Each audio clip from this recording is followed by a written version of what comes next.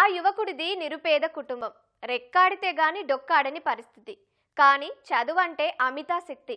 అందుకే ఆర్థిక పరిస్థితులు సహకరించకపోయినా కష్టపడి బీఈడీ పూర్తి చేశాడు.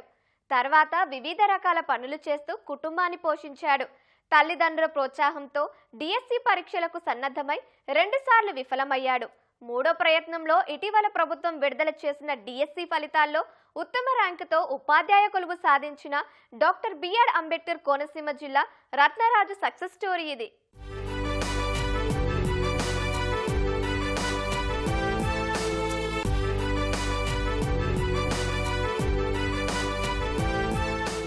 ఓవైపు చదువుకుంటూనే తల్లిదండ్రులతో కలిసి వ్యవసాయ పనులకు వెళ్లాడా యువకుడు.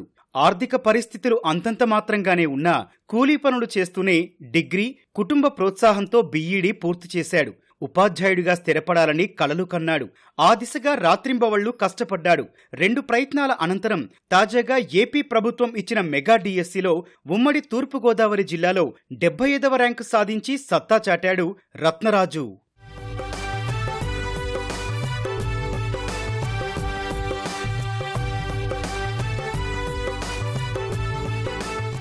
ఈ యువకుడి పేరు రత్నరాజు.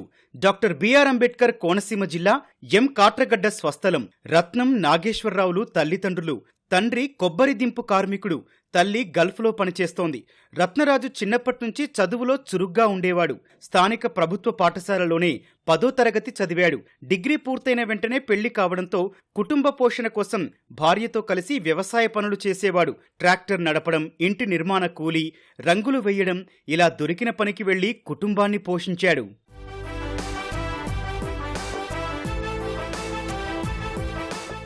బీఈడీ చదివి కూలీ పనులకు వెళ్లడం చూసి కుటుంబ సభ్యులు తట్టుకోలేకపోయారు. తల్లి ప్రోత్సహించడంతో 2014లో బీఈడీ పూర్తి చేశాడు. అనంతరం వెలువడిన డిఎస్సి పరీక్ష రాసినా సరైన అవగాహన లేకపోవడంతో విఫలమయ్యానని చెబుతున్నాడు రత్నరాజు. 2018లో మరోసారి రాసినా నిరాశే ఎదురైందని, ఆ సమయంలో కుటుంబ పోషణ కోసం తనతో పాటు భార్య ఎంతో సహాయం చేసిందని చెబుతున్నాడు. 2010లో డిగ్రీ కంప్లీట్ చేసుకున్నాను, బీఏ చేశాను. డిగ్రీ కంప్లీట్ అయిన వెంటనే మ్యారేజ్ జరిగిందండి. ఆ తర్వాత 3 సంవత్సరాలు కూడా కూలి పని చేసుకుని బ్రతికామండి. ఆ తర్వాత 2013లో మా అమ్మగారు బీఈడీ చేయించారు నా చేత. అంటే కూలి పనికి వెళ్తున్నాను, ఏదో చేయాలనేసి మా అమ్మగారు బీఈడీ చేయించారు. రివీల్ అవుతుండగానే చంద్రబాబు నాయుడు గారు టీఆర్టీ వేశారండి.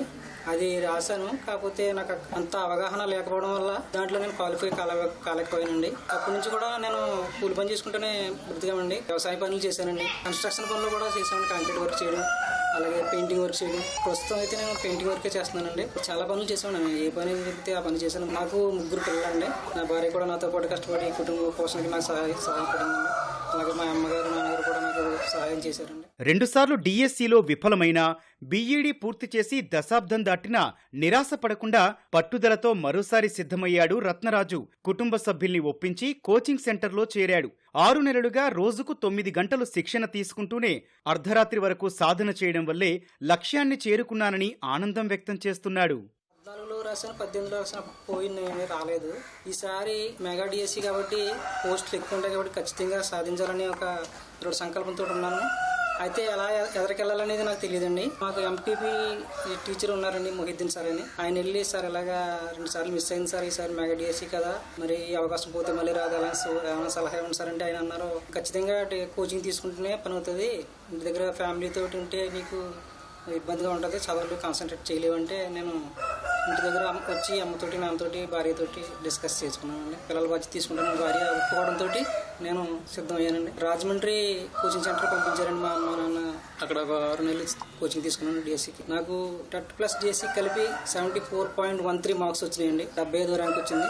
స్కూల్ అసిస్టెంట్ సోషల్లో మంచి ర్యాంక్ వచ్చింది. 28వ తారీఖున వెరిఫికేషన్ జరిగిందండి. ఆ తర్వాత ఇప్పుడు ఫైనల్ లిస్ట్ లో నా పేరు వచ్చింది. చాలా సంతోషంగా, కుటుంబం అంతా కూడా సంతోషపడుతున్నారు. ఈ అవకాశం ఇచ్చినటువంటి ఈ కూటమి ప్రభుత్వానికి నేను రుణపడి ఉంటామని, నేను నా కుటుంబం కూడా.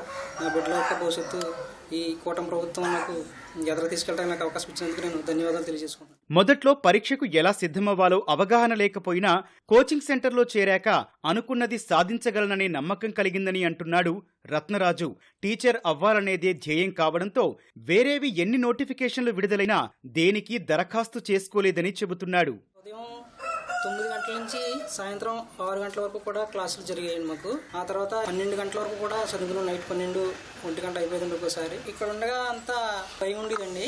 అయితే కోచింగ్ సెంటర్కి వెళ్ళిన తర్వాత ఏ రకంగా ప్రిపేర్ అవ్వాలని ఒక అవగాహన రావడం వల్ల నాలో ఒక ధైర్యం వచ్చిందండి, నమ్మకం వచ్చింది. కష్టపడి చదువుకున్నాను. ఈ రోజు మంచి ర్యాంక్ సాధించుకున్నాను. నా లక్ష్యం ఏంటంటే టీచర్ అవ్వాలనే కోరిక అండి అనేది. డిఎస్సికి ప్రిపేర్ అవుతున్న టైంలో RRB నోటిఫికేషన్ చేశారు, అలాగే హైకోర్టు నోటిఫికేషన్ చేశారు. నేను దేనికి కూడా అప్లికేషన్ కూడా పెట్టుకోలేదు. ఎందుకంటే ఖచ్చితంగా దీంట్లోనే జాబ్ కొట్టాలని నేను అనుకున్నానని కొట్టగలిగాను. కష్టపడి చదివిన వాళ్ళకి ఎప్పటికైనా ఫలితం ఉంటుంది. నోటిఫికేషన్ వచ్చిన వెంటనే అప్పుడే పుస్తకాలు తీసి చదవకుండా మనకు అవకాశం వచ్చినప్పుడు కనీసం ఒక 2 గంటలన్నా ఇంటి దగ్గర నుంచి చదువుకుంటే ఇప్పటి నుంచి స్టార్ట్ చేస్తే ఖచ్చితంగా వాళ్ళు కొట్టగలుగుతారు.